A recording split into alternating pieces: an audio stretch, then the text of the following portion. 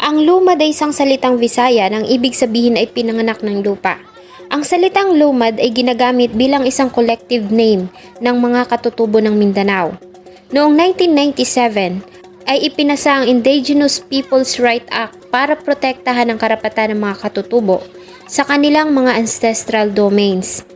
Ngunit sa kabila nito, ay marami pa din sa ating mga katutubo ang nakakaranas ng discriminations at mga human rights violation. Kilala ang mga lumads dahil sa kanilang husay sa musika at pagsayaw, ganun din ang kanilang mga makalumang tradisyon at paniniwala. Sila ay tahimik na namumuhay sa mga kabundukan ng Mindanao, ngunit sa paglipas ng mga panahon ay marami na ring mga ganid na tao ang nagkaroon ng interes sa kanilang mga malalawak na lupain. Kaya naman ay marami sa mga lumads ang nangarap na makapag-aral para mapangalagaan nila ang kanilang mga karapatan, lalo na sa mga lupaing kanilang minanapa sa kanilang mga ninuno. Noong nakaraang taon ay isa kwento ng krimen ang pinag-usapan sa social media at sa mga pahayagan. Ito ay ang naging kamatayan ng 2 volunteer teacher, isang health worker at 2 driver sa Davao del Norte. Ang nasabing insidente ay binansagan ng media na New Bataan Massacre dahil sa hindi umano nila makataong pagkamatay. Ayon sa Armed Forces of the Philippines, ang nasabing krimen ay dahil sa encounter sa pagitan ng militar at ng mga members ng New People's Army. Ngunit may mga grupo naman ang nagsasabi na ito ay massacre at hindi encounter dahil sa ang taong kanilang mga pinatay ay hindi umano members ng New People's Army. Bago ko po simulan ang ating story, sa mga bago po sa channel ko, please hit the subscribe button at pakipindot na rin po ang ating notification bell para ma-notify kayo sa mga bago nating upload na videos. February 25, 2022, sa isang press release sa official Facebook page ng 10th Infantry Division, ay naglabas ng pahayag ang mga members ng ating sandatahang lakas tungkol umano sa isang encounter sa pagitan ng militar at mga members ng New People's Army ng bandang alas 9:30 ng gabi noong February 23, 2022. Sa 15 minutes na palitan ng putok ay 5 ang mga namatay sa bakbakan. Ang mga ito ay kinilalang sila Chad Buok, Jurain Nguho II, Elgin Balonga at 2 community volunteer na mga drivers. Si Chad Buok ay pinanganak noong April 17, 1995.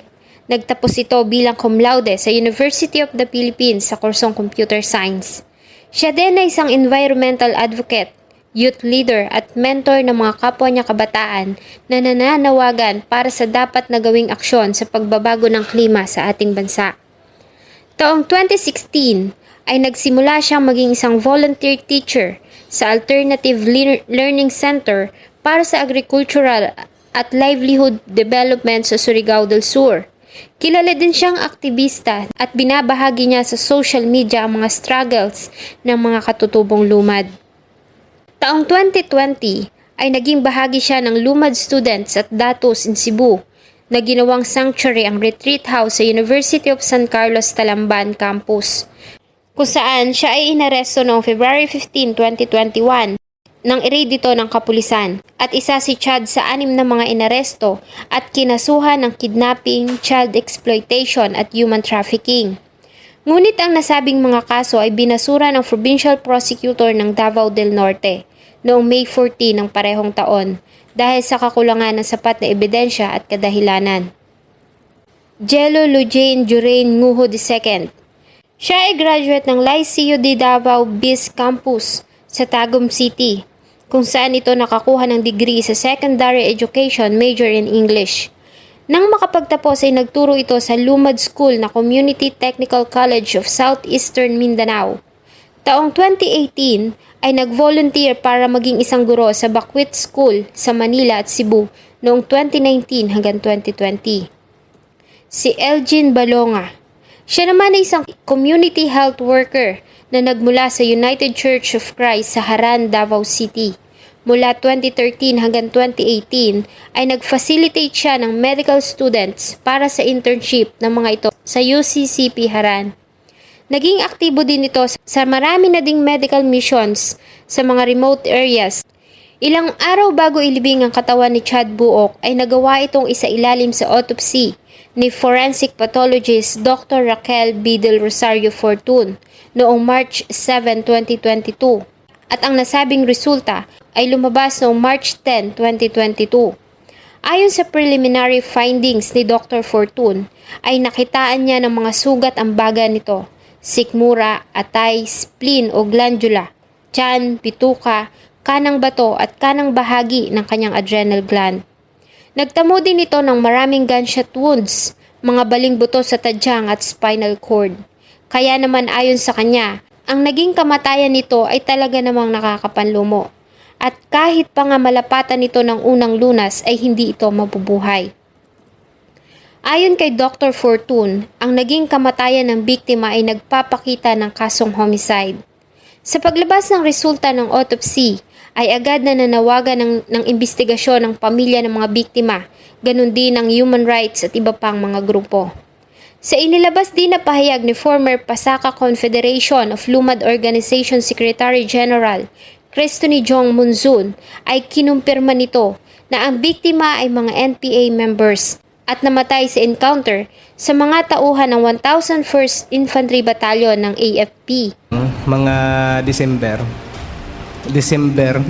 23 to remember specific na pumasok sila dalawa, si Jorin at si Sir Jorin at saka si Mr. Chad. Kaya ko alam yan kasi hindi ko alam doon pala sa loob, hindi mo na mamalayan na tataas pala na yung level ng ano mo. Iba yung treatment nila sa mga taga-white area.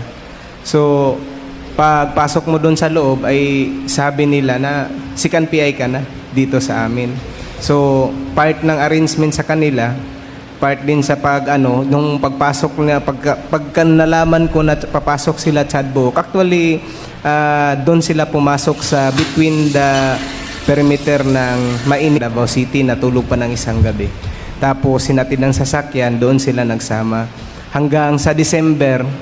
Actually sunod-sunod na yun hanggang doon na kami nagstay actually doon kami nagpasko na Pasko at New Year, nagsama na kami ni Chad Buok. Nag-uusap, siyempre magkakilala doon sa campaign ng Save Our Schools at saka ng Lakbayan. Nag-uusap, bakit ka nandito? Ano ang program mo? Parang ganyan na yung pag-uusap namin. Then, nung napunta na doon ay hindi namin namalayan na may mga tropa na doon pagka January. Then, kasama talaga kami, siyempre taga-white area. Hindi mo alam kung ano yung mangyayari dyan sa loob. Sabi nila safety. Safety ka. Pero nung nandun na kami, mag-uusap kami, hindi naman ito ang safety na sinasabi. Hindi naman yung akala namin safety para sa security. So, iba na pala. Nung first encounter na nangyari, nung na-raid na kami ng tropa ng mga sundalo, actually, hirap talaga kasi hindi mo alam So hanggang sa second encounter kasama ko din sila. Hanggang third encounter kasama din. Okay. Kasi inutosan sila ng commander namin na magkuha ng supply. But in distance, ilang araw nalaman din namin na namatay na si Chad Buok. Yun po ang nangyari. Ayon kay Brigade General Jesus Durante III, ay ginagamit umano ng mga rebeldeng grupo ang mga schools ng mga lumads para gawing mga breeding grounds ng mga komunista. Dito ay tinuturuan umano ng mga ito ang mga katutubong lumad para kalabanin ng gobyerno at maging kasapi ng kanilang samahan. Ang nasabing aligasyon ay mariing ikunindina ng grupo ng SOS o Save Our Schools Network. Ayon sa kanila, ang mga biktima ay kanilang mga defenders. Noong araw na mangyari ang krimen ay pabalik na umano sana ang mga ito ng Davao City mula sa isang community visit at research work. Sambangan ng mga ito ng mga militar. Nagawa pa umanong magpadala ng message ni Elgin Balonga sa kanyang pamilya dahil sa nagpapasundo ito sa kanila sa Davao City. Yun na ang kahuli-hulihang mensahe na natanggap mula sa grupo. Hindi umano totoo na nagkaroon ng palitan ng putok sa pagitan ng dalawang grupo. Sibol muli. Tapos hindi tayo magpapatali doon sa mga nawala kasi magpapatuloy tayo. Pinatay nila si Teacher Jorin, pinatay nila si Teacher Chad, pero hindi mawawala yung kadasig, yung determinasyon namin na itayo ulit yung mga paaralan. Hindi ibig sabihin na pinatay nila si Teacher Chad at si Teacher Jorin na hindi na mabubuksan ulit ang mga paaralan na mamimina na nila ang lupang ninuno namin. Hindi. Magpapatuloy kami. Magtatayo kami ng mga paaralan kasama pa ng ibang mga guro at mga estudyante. Ang naging statement ng Save Our Schools Network ay pinabulaanan naman ng Youth for Peace Movement. Ayon sa grupo, ang mga lumad schools ay ginagamit na breeding grounds ng mga rebelde. Nanawagan din sila na huwag idamay ang mga bata at mga katutubong lumad sa mga conflict sa pagitan ng mga militar at ng mga rebelde. Yung tanong namin, anong ginagawa ni Chad Buok sa New Bataan? Yung sinasabi din, ay yung tanong din ni Kaamihan. Ang ginawa niya doon ay nag-revolutionary integration siya, and that process means pwede siyang mag-isip kung magpo-full-time NPA ba siya o hindi. Ng eskwelahan na yung school na yan, tinayo yun ng NPA. Yung school na to, tinayo ng CPP. Yung mga teachers na to, recruiter ng NPA. No, I won't name names anymore, no further. Later this afternoon, I will also release my official statement. But yun, that's the truth at the ground. That's the truth from the people who experience exploitation and recruitment of the CPP-NPA. Napakasakit sa amin bilang mga former rebels na alam namin kung ano yung totoong kasaysayan ng isang aktivista hanggang maisipan niyang maging NPA. Kasi nga, bakit hindi nilang sabihin yung realidad? Nagbuhis na ng buhay yung kasama nila, tapos i-cover up pa. Sa isang press conference noong February 26, 2022, sa pamamagitan ng isang Zoom, ay nagbigay ng statement ang isang lumad student na si Rorilyn Bayao. Ayon sa kanya, ay dati siyang mag-aaral ng isa sa mga namatay na si Chad Buok. Dinala po kami sa Maynila at doon po kami nagkakilala ni Sir Chad last 2016 hanggang 2019 po dahil nakitaan daw nila ako na may kakayahan na magsalita, may kakayahan yung kumbaga may matalino kunuhay, pinadala nila ako sa ibang bansa para makahingi ng suporta. At kalaunan po dahil nakita ko po na hindi na po makatarungan yung ginagawa nila sa amin, kahit sabihin pa po nila na wala akong utang na loob, mas maganda na po yung alam ko yung katotohanan. At ngayon po ay last July, kasama ng tulong po ng iba't ibang agencies ng ating gobyerno, kami po ay rescue, kinuha doon sa UCCP Haran, pabalik sa aming tahanan dito sa aming ancestral domain. Si Sir Chad, nagkakilala kami last 2016. Ito ay lakbayan. Andun yung mga mag-aaral ng MESP, andun yung mag-aaral ng Salumpungan, ng Alcadet, at different lumad school na in-organize mismo ng mga front organization kasabwat ang CPP-NPA. Then si Sir Chad ay nagkasama kami rin doon sa Bakwit School Cebu na kung saan na-rescue yung 13 minor de edad na kasama doon sa kinuha nila, dinala nila doon sa Universities of San Carlos.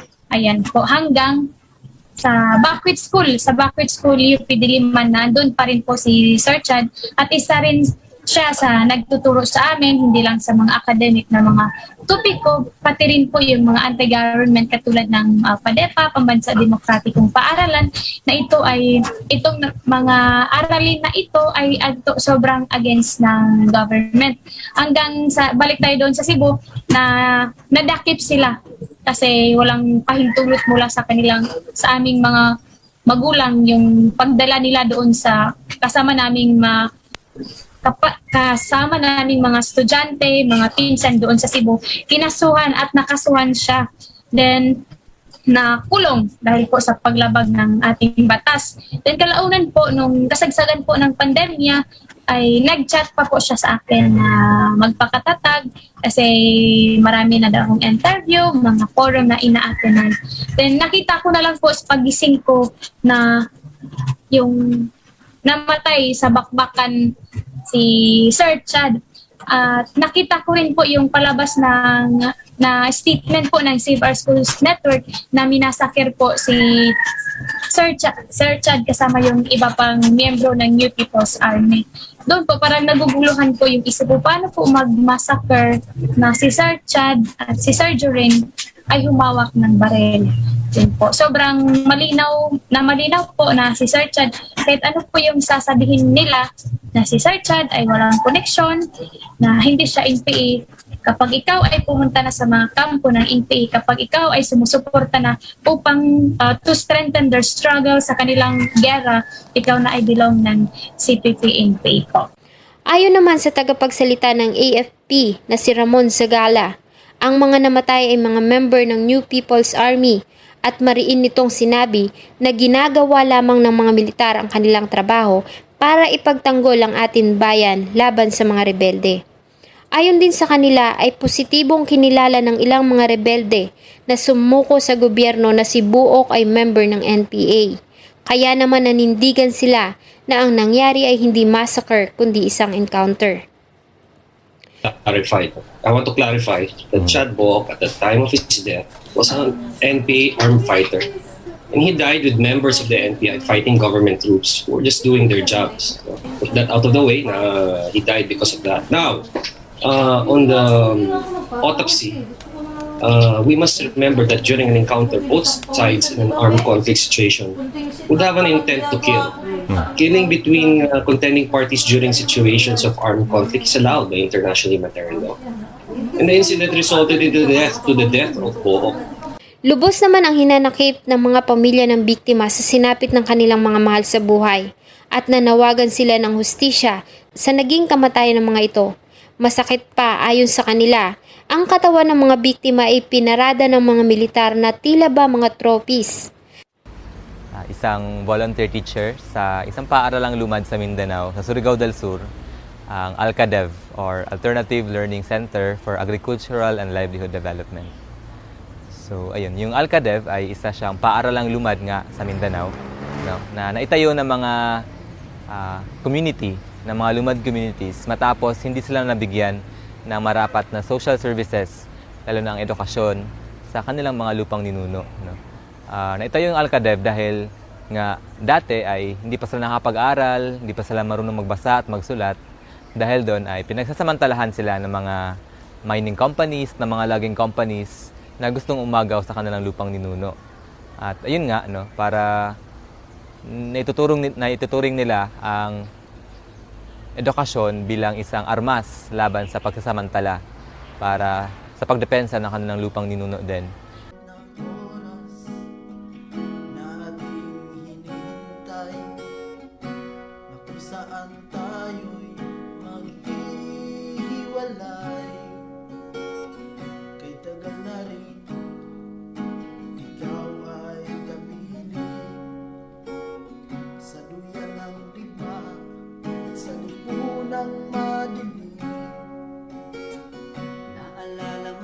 Noong February 25, 2023, sa idinaos na ikasang taon na kamatayan ng New Bataan 5, ay nagsama-sama ang maraming grupo sa isang kilos protesta na ginanap sa University of the Philippines sa Diliman at iisa lamang ang kanilang hinanaing, hustisya para sa kamatayan ng mga biktima ng New Bataan Massacre. Sa inyo pong palagay, ito ba ay isang encounter o massacre?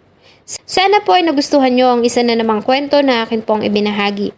Marami pong salamat sa inyong patuloy na pagtangkilik ng akin pong mga videos. Huwag niyo din pong kalimutang mag-iwan ng inyong saloobin at suggestion sa atin pong comment section. Thank you so much po and see you in my next video.